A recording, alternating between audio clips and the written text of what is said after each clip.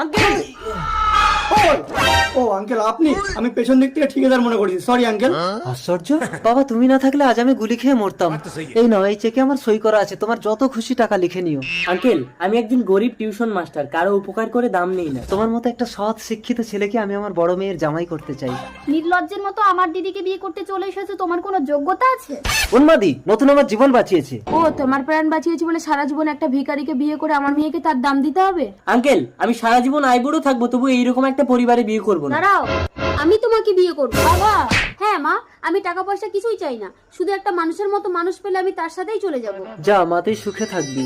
বাবা, আমি ক্লাবে গিয়ে বার্থডে সেলিব্রেট করবো, আমাকে 1 লাখ টাকা দাও। একটা বার্থডে সেলিব্রেট করতে 1 লাখ টাকা লাগে? হ্যাঁ তো, ও তো 1 কোটি টাকা চাইনি, 1 লাখ টাকা চেয়েছে, ওকে দিয়ে দাও। হ্যাপি বার্থডে ও রজত, আমি তো তোমাকে সব কিছু দিলাম, তুমি আমাকে বিয়ে করবে তো?